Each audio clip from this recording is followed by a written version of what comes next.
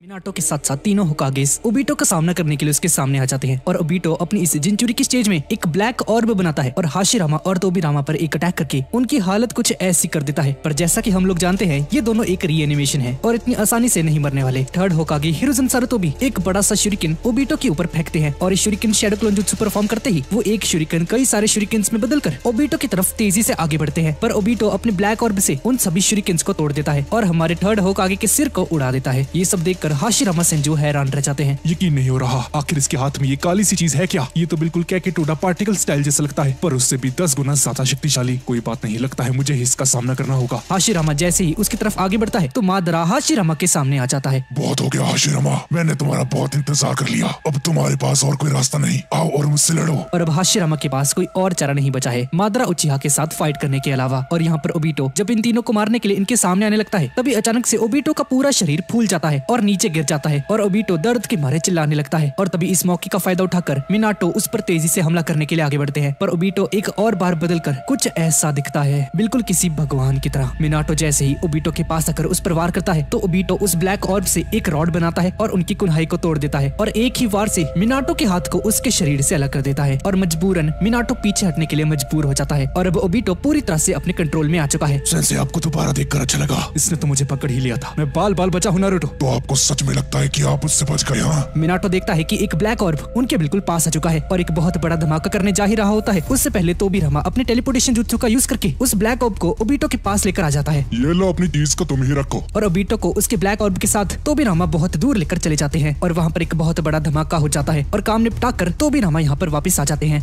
चिंता मत करो, मेरी फ्लाइंग राइजिन ट्रांसपोर्टेशन जुत्सु काफी ज्यादा तेज है। मैंने उसी वक्त उसकी बॉडी पर वो निशान लगा दिया था जब उसने मुझ पर सबसे पहला वार किया था, इसी की वजह से मैं उसके पास पहुँच पाया। क्या बात है तोबिरामा, इसका मतलब है कि आप मेरे डैड का जुत्सु यूज कर सकते हो। देखो बच्चे, मैंने कभी भी तुम्हारे पिता का कोई भी जुत्सु यूज नहीं किया है, बल्कि तुम्हारा पिता फोर्थ होकागे मेरा बनाया हुआ जुत्सु इस्तेमाल करता रहा है, तो जरा सोच समझ कर बोलो। और इस तरफ मादरा उचिहा अपना विशालकाय सुसानो एक्टिवेट कर देता है और हाशिरामा भी अपना वुड स्टाइल जुत्सु यूज करता है और एक बहुत बड़ी राक्षस मूर्ति बनाता है। और एक और बार मादरा उचिहा और हाशिरामा सेंजू के बीच एक खतरनाक युद्ध होता है और इनकी जबरदस्त फाइट को देखकर यहाँ पर सभी के सभी निंजास अपनी हिम्मत और हौसला खो देते हैं। क्या कमाल की ताकत है इन दोनों में, ये दोनों तो अलग ही लेवल पर है और ये हमारे विलेज के पूर्वज है। अगर हम इनके सामने गए तो सिर्फ इनके रास्ते में आएंगे। हाँ, हम इस तरह की लड़ाई कभी नहीं लड़ सकते, हम इनके काबिल नहीं। शिकामारू देखता है कि यहाँ पर मौजूद सभी के सभी निंजास का जोश ठंडा पड़ चुका है और इन सभी को वापस पहले की तरह जोशीला बनाने के लिए शिकामारू इनो से कहता है, इनो मुझे इन सभी के साथ जोड़ दो, मुझे इन सभी को कुछ बताना है। हमें समझ गई शिकामारू। इनो अपने माइंड ट्रांसफर जुत्सु का यूज करती है और शिकामारू को इन सभी की कॉन्शियसनेस के साथ जोड़ देती है। तुम सभी निंजास मेरी बात सुनो, मैं जानता हूँ कि शायद हम सभी उतनी हेल्प नहीं कर सकते हाशिरामा की, पर एक ऐसा वक्त जरूर आएगा जब हम सभी की हेल्प की जरूरत पड़ेगी। तो मैं चाहता हूँ कि हम सब इस युद्ध से अपनी नजर ना हटाएं तब तक जब तक वो वक्त नहीं आ जाता। याद रखो, हमारी ताकत इस दुनिया को पूरी तरह से बदल सकती है, इसलिए तुम सभी लोग हार मानने के बारे में सोचना भी मत। हाँ, शिकामारू ने बिल्कुल सही कहा। हाँ, कुछ भी कहो, इस लड़के की बातों में दम तो है।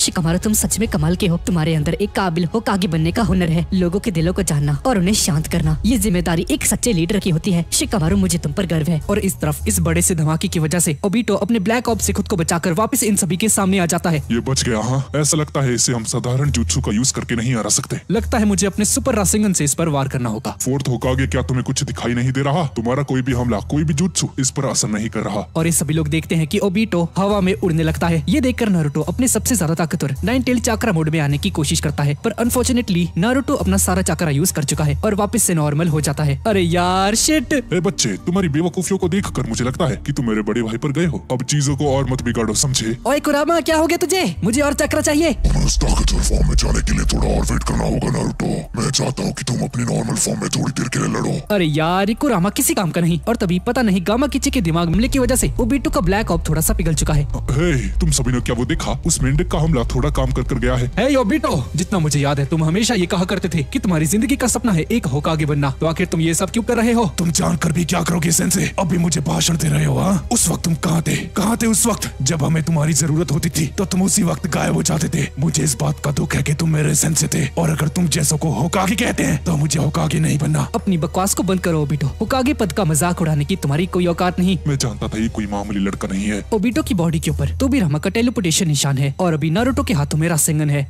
और ये देखकर मिनाटो और सासुके दोनों हैरान हो जाते हैं और हम देखते हैं कि नारुतो सेज मोड के अंदर होता है। दरअसल अभी थोड़ी देर पहले जो गामा किची ने ओबीटो के ऊपर हमला किया था वो इसीलिए हो पाया था क्योंकि गामा किची भी माउंट म्यूबुकु से है और एक सेज भी है। और ओबीटो उस हमले की वजह से बहुत ज्यादा जख्मी हो जाता है। मिनाटो और नारुतो इन दोनों के पास पहुंच जाते हैं, पर मिनाटो नारुतो को सेज मोड में देखकर बहुत ज्यादा हैरान हो जाता है।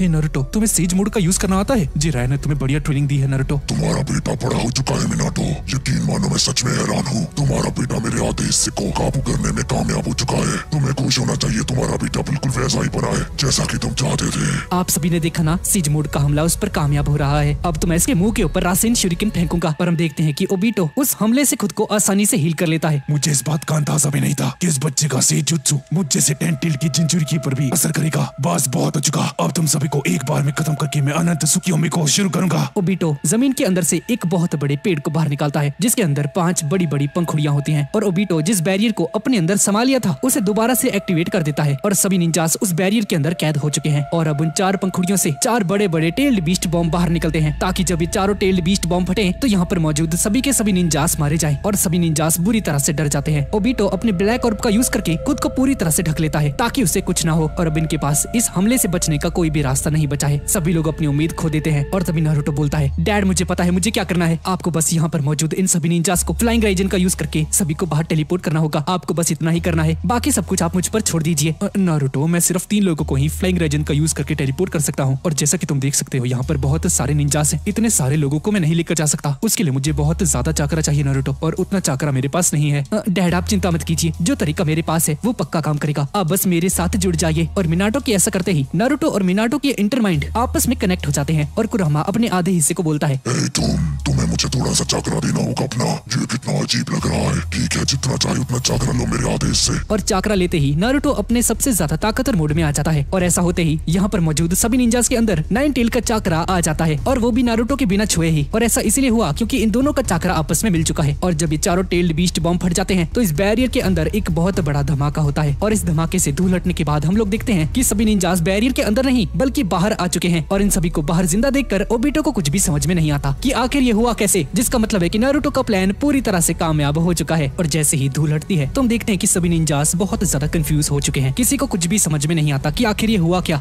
लगता है नारुतो के चाकरा ने हमें बचा लिया। नहीं चोजी, जरा उधर देखो। चोजी उस तरफ देखो, हम उस बैरियर के बाहर आ चुके हैं। अब ये नारुतो अब टेलीपोर्टेशन भी कर सकता है क्या? ओबीटो देखता है कि उस बैरियर के अंदर उसके अलावा और कोई भी नहीं है और नारुतो का प्लान बिल्कुल एकदम सही से एग्जीक्यूट हो चुका है। फोर्थ होकागे, इस बार मुझे कहना पड़ेगा तुम्हारे फ्लाइंग राइजन ने सभी निंजास की जान बचा ली। हाँ लॉर्ड सेकंड, पर ये सब मैंने अकेले नहीं किया। मैं कामयाब हुआ क्योंकि मेरा बेटा मेरे साथ है। नारुतो, तुमने ये कैसे किया? अरे ये कमाल मेरे डैड का है। मेरे डैड ने सभी निंजास को उस बैरियर के बाहर टेलीपोर्ट कर दिया। तुम्हारा मतलब है सब लोगों को एक साथ? ये कैसे हो सकता है नारुतो? मैं कुछ समझा नहीं। उन्होंने कहा था कि उनके पास उतना चाकरा नहीं है, तो ये कैसे हो सकता है? हाँ सास्के, अगर आसान भाषा में समझाऊं तो मैंने 9 टेल फॉक्स यानी कि कुरामा का चाकरा सभी निंजास को दे दिया। और जैसे मैं, डैड और तुम, जिसकी वजह से मैं, डैड और तुम और बाकी के सभी निंजास इनडायरेक्टली आपस में जुड़ गए। इस बार सभी को एक एक करके छूने की जरूरत भी नहीं पड़ी। और जब हम सभी लोग एक साथ जुड़ गए तो डैड ने फ्लाइंग राइजन टेलीपोर्टेशन जुत्सु का यूज किया। और उनके और मेरे कुरामा की वजह से हम दोनों के पास अच्छा खासा चाकरा था। और इसी चाकरा का यूज करके हम दोनों एक साथ इस बैरियर के बाहर आ गए। समझ में आया तुम्हें सास्के? छोड़ो जाने तो, तुम्हारी बातें मेरे सर के ऊपर से जा रही हैं। अरे यार ढक्कन ही है तू सास्के, कुछ नहीं समझा तू। हट, फालतू में इतना टाइम वेस्ट करवा दिया मेरा। वैसे देखा जाए तो तुमने एक तरह से शैडो क्लोन जुत्सु का यूज किया। भले ही तुम अपने चाकरा को बांट दो, पर चाकरा खत्म होने तक ये तुम्हारे काबू में रहेगा। और जब असली बॉडी चाकरा बनाएगी तो उसे काबू करने के लिए तुमने जिन जिन लोगों को पहले चाकरा बांटा था वो फिर से आपस में जुड़ जाएंगे। जब तुमने अपने पिता के साथ अपने चाकरा को जोड़ा तो बाकी सभी निंजास का चाकरा भी आपस में जुड़ गया। क्यों नारुतो, मैंने सही कहा ना? मैंने ऐसा कुछ किया था क्या? क्या मुझे एक और बार समझा सकते हो प्लीज? रहने दो, तुम ढक्कन हो 1 नंबर की। भूल जाओ मैंने कुछ कहा था अभी। लॉर्ड सेकंड होकागे, वैसे आप मेरी शैडो क्लोन के बारे में बहुत कुछ जानते हो, है ना? क्या कहा तूने? तेरा शैडो क्लोन है? फ्लाइंग राइजन की तरह शैडो क्लोन जुत्सु भी मैंने ही इन्वेंट किया है, समझा? और फिलहाल नारुतो अपने सबसे ज्यादा ताकतवर फॉर्म में होता है और ओबीटो से फाइट करने के लिए नारुतो अपने सबसे ज्यादा खतरनाक 9 टेल फॉक्स बीस्ट रूप में आ जाता है। और ये देखकर सास्के की बुरी तरह से जल जाती है। भाई ये बचपन से ही बंदा जलता आ रहा है इससे यार, कभी तो खुश हो लिया कर सास्के। क्या हो गया भाई? नारुतो के पास इतना सारा चाकरा। नारुतो, उसके पास जा रहे हो तो एक बात को याद रखो, तुम्हारे सभी हमले बेकार हैं। उसके ऊपर सिर्फ सेज जुत्सु ही असर करने वाला है। तो आगे जो भी करना है सोच समझ कर करना। क्या कहा आपने? अरे भाई ये तो गड़बड़ हो गई, मैं इस रूप में सेज मोड में नहीं जा सकता। अरे भाई नारुतो, तेरे बारे में मैं बिल्कुल सही था। तू मेरे बड़े भाई से भी बड़ा ढक्कन है। मतलब इतना सारा चाकरा होने का भी कोई फायदा नहीं। हाँ तुमने सुना उसने क्या कहा नारुतो? मुझे तो सुनकर मजा आ गया। बेवकूफी करने में तुमने सभी हदों को पार कर दिया। साले कुरामा से चुप कर जा, तू तो बोली मत कुछ। चलो कोई बात नहीं, तुम ऐसी अवस्था में भी सेज मोड में जा सकते हो नारुतो। अगर तुम भूल गए, मैं तुम्हें कुछ याद दिलाना चाहता हूँ। उस दिन जब तुम नागाटो के ठिकाने पर पहुंचे थे तो उसकी बकवास सुनकर मेरा दिमाग भी गर्म हो गया था, जिसकी वजह से मेरा चक्कर तुम पर थोड़ा सा हावी हो गया और तुम उस वक्त भी सेज मोड में ही थे। ऐसा सच में हुआ था क्या? मुझे कुछ याद नहीं यार, पर एक मिनट मुझे सोचने दो। हाँ, मेरी सेज मोड ट्रेनिंग के दौरान तुम ही दद्दू को बार बार पछाड़ रहे थे, है ना? वो तुम ही थे ना? तुमने ऐसा क्यों किया था? क्योंकि मुझे मेंढकों में कोई दिलचस्पी नहीं और मुझे बहुत गुस्सा आ रहा था कि मेरे होते हुए तुम्हें सेज जुत्सु की जरूरत पड़ रही है। तो इसका मतलब है कि मैं इस मोड में रहते हुए भी सेज जुत्सु का यूज कर सकता हूँ, है ना? हाँ, तुम बिल्कुल जा सकते हो नारुतो, और इस बार नेचर की ताकत को हासिल करने के लिए तुम्हें ध्यान लगाने की जरूरत नहीं। ये काम तुम्हारे लिए मैं खुद कर दूंगा। मैं प्रकृति की शक्ति को आसानी से इकट्ठा कर सकता हूँ क्योंकि मैं भी एक सेज हूँ। तो अगर इस मोड में मैं सेज जुत्सु का यूज करता हूँ तो तुम बहुत ज्यादा शक्तिशाली बन जाओगे। अब आगे बढ़ो नारुतो। और इस बार कुरामा जब नारुतो के लिए ध्यान लगाता है तो नारुतो आसानी से एक ही पल में नारुतो का सेज मोड एक्टिव हो जाता है। नारुतो के साथ साथ मिनाटो भी अपने ताकत और विशाल टेल्ड बीस्ट मोड में आ जाते हैं और दोनों बाप बेटे एक बहुत बड़ा रासेंगन तैयार करते हैं और तोबिरामा अपने फ्लाइंग राइजन जुत्सु का यूज करके दोनों को एक साथ उस बैरियर के अंदर टेलीपोर्ट कर देते हैं। और वो मार्क जो कि इन लोगों ने ओबिटो की बॉडी के ऊपर छोड़ा था, तो ये दोनों अचानक से वहीं पर आ जाते हैं और नारुतो और मिनाटो दोनों एक साथ उस बहुत बड़े रासेंगन से ओबिटो पर हमला कर देते हैं। पर ओबिटो भी अपने ब्लैक ऑब से उसे पूरी तरह से रोकने की कोशिश करता है, पर नारुतो और मिनाटो अपनी पूरी जान लगा देते हैं और ये रासेंगन सेज जुत्सु होने की वजह से दोनों इस ब्लैक ऑब से बनी हुई इस रॉड को तोड़ देते हैं और ये रासेंगन वेस्ट हो जाता है और ये सब कुछ सास के दूर से देख रहा होता है। नारुतो, तुम इतने सारे चाक्रा को यूज कर सकते हो? नहीं, आखिर तुम इतने ताकतवर कैसे हो गए? तुम मुझसे आगे कैसे निकल गए नारुतो? ये नहीं हो सकता। और तभी बैरियर के अंदर हम लोग देखते हैं कि ओबिटो जिनचुरी की होने की वजह से अपने अंदर से टेंटेल बीस्ट को बाहर निकाल देता है और ये देखकर मादरा उचिहा हैरान रह जाता है। पहली बार मादरा उचिहा के चेहरे पर थोड़ी सी फिक्र दिख रही होती है। नहीं ओबिटो, ऐसा मत करो। तुम अनंत सुखियोमी की प्रक्रिया को अभी शुरू नहीं कर सकते। उसने टेंटेल बीस्ट को अलग कर दिया। आखिर ये कैसे मुमकिन है? नारुतो, लगता है कुछ बहुत ही ज्यादा बुरा होने जा रहा है। और सभी लोग देखते हैं कि टेंटेल बीस्ट पूरी तरह से जमीन से जुड़ जाता है। ओबिटो भी इस बैरियर को हटा देता है और टेंटेल बीस्ट जमीन के साथ जुड़ने के बाद एक विशालकाय पेड़ बन जाता है जिसके ऊपर एक फूल जैसा कुछ है जो कि अभी तक खिला नहीं है। सभी निंजास देखकर हैरान रह जाते हैं और तभी अचानक से उस विशाल पेड़ की जड़ें जमीन के अंदर से बाहर निकलती हैं और सभी निंजास को एक साथ दबोचकर उनके शरीर का सब कुछ सोख लेते हैं। और इन सभी निंजास की इतनी ज्यादा दर्दनाक मौत देखकर सभी निंजास अपनी जान बचाकर यहाँ से भागने लगते हैं, पर उतने वक्त में ये पेड़ सभी को दबोचकर बुरी तरह से जख्मी कर देता है। और तभी हम देखते हैं कि बहुत सारी ब्रांचेस किलर बी के पीछे पड़ जाती हैं और किलर बी भी अपनी जान बचाकर भाग रहा होता है। Hey, what's wrong with them? Why all are these running after me? भागो भी, वरना ये सारा चक्रा सूख लेंगे। और वैसे भी ये डिवाइन ट्री है और यही है टेंटेल बीस्ट का फाइनल फॉर्म। ये जानता है कि तुम्हारे पास सबसे ज्यादा चक्रा है। और उस डिवाइन ट्री की वजह से बहुत सारे निंजास अपनी जान गवा देते हैं और मादरा से मुकाबला करते वक्त जब हाशिरामा सेंजू ये सब कुछ देखते हैं, कई लोग मारे गए। आखिर ये है क्या? ऐसा लगता है इन सब के बारे में तुम नहीं जानते हाशिरामा। कितने नादान हो तुम। इसी को डिवाइन ट्री कहते हैं और इस दुनिया का सारा चक्रा सबसे पहले इसी के अंदर था। क्या कहा तुमने? चक्रा? हाँ, इन सभी ने पवित्र पेड़ से बहुत समय पहले चक्रा चुराया था और ये पेड़ वापस इन सबसे ये चक्रा ले रहा है। ये चक्रा पहले उसी का था। ये क्या बोलते जा रहे हो तुम मादरा उचिहा? साफ साफ कहो। वक्त ने सच के ऊपर पर्दा डाल दिया था। तुम जानते हो निंजास कैसे बने थे हाशिरामा? मैं तुम्हें शुरुआत से सब कुछ बताता हूँ, ध्यान से मेरी बात सुनो। सभी इंसानों के बीच जब चक्रा जैसा कुछ नहीं होता था, फिर भी इंसान आपस में लड़ते मरते रहते थे और ये डिवाइन ट्री कभी भी उनके युद्ध में शामिल नहीं हुआ और ये बहुत ही खास जगह पर मौजूद था। और एक दिन इस पवित्र पेड़ के ऊपर से एक फल निकला। ऐसा माना जाता है ये फल करोड़ों सालों में एक बार निकलता है। किसी भी इंसान ने उस फल को नहीं छुआ, पर एक राजकुमारी थी जो कि इस पवित्र पेड़ की ताकत को यूज करके सदियों से चलते आ रहे इस युद्ध को खत्म करना चाहती थी। इसलिए इस राजकुमारी ने उस फल को तोड़कर खा लिया और उसके बाद उस राजकुमारी को भगवान की शक्तियाँ मिल गई। वो पहली इंसान थी जिसने चक्र को हासिल किया और कहा जाता है कि उसने अकेले ही सदियों से चलते आ रहे इस युद्ध को खत्म कर दिया और इस राजकुमारी का नाम था कागुया। अच्छा, तो ये सब हुआ था? हाँ, जैसा कि मैंने तुम्हें बताया, वो पहली शख्स थी जिसके पास चक्रा था और उसके बाद उसने एक बच्चे को जन्म दिया और उस बच्चे के अंदर उसे अपनी माँ से चक्रा मिला। पर फिर कुछ अलग हुआ। वो पवित्र पेड़ अचानक से जिंदा हो गया और उसने एक विशालकाय राक्षस का रूप ले लिया और पूरी दुनिया में तबाही मचाने लगा। वो राक्षस था टेंटेल बीस्ट और उस वक्त जिसने उसे रोका था वो था कागुया का बेटा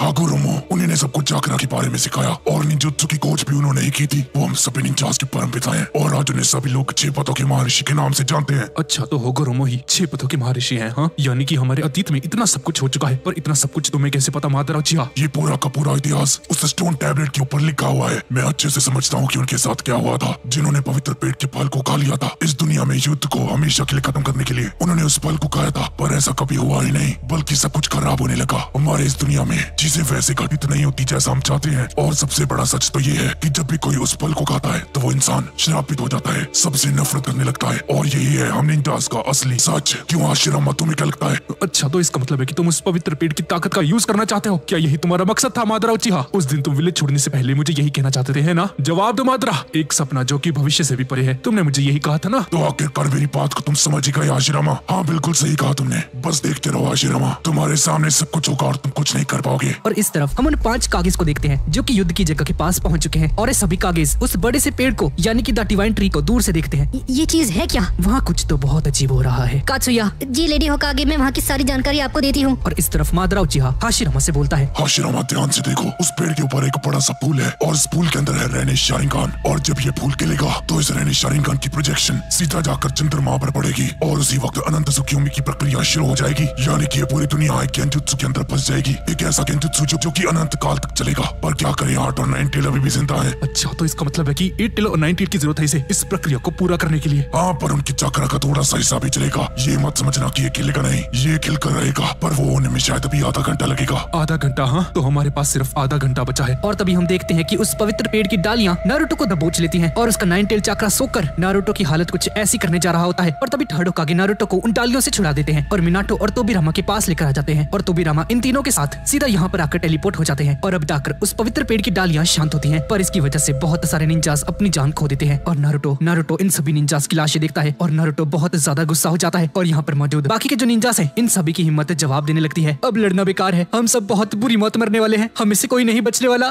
तुम सब हार मत मानो, अगर तुम सभी लोग उस गेंजुत्सु में चले गए तो मौत से भी बदतर होगा ये। अच्छा गेंजुत्सु, हाँ, तुम सबको अभी भी लगता है कि तुम उस गेंजुत्सु में जाओगे? हाँ, नहीं, यहाँ पर मौजूद जितने भी लोग हैं हम सभी ने अपना मौका खो दिया है। अब तुम सभी को गेंजुत्सु नहीं सीधा मौत मिलेगी। और शिकामारू की हालत बहुत ज्यादा खराब हो जाती है क्योंकि उन ब्रांचेस ने शिकामारू का बहुत सारा चक्रा सूख लिया है और शिकामारू मरने के बहुत ज्यादा करीब आ चुका है। और उसकी ऐसी हालत देखकर सभी लोग यहाँ पर पहुँच जाते हैं। हे चोजी, ये बहुत बुरा दिख रहा है, शिकामारू ठीक तो हो जाएगा ना? कात्सुया, आपको शिकामारू के साथ जुड़कर उसे हील करना होगा। साकुरा, मुझे माफ करना, पर ये मुमकिन नहीं। मेरे छोटे छोटे हिस्से जो सभी निंजास से जुड़े हुए थे वो सभी चक्रा खाली होने की वजह से मर चुके हैं।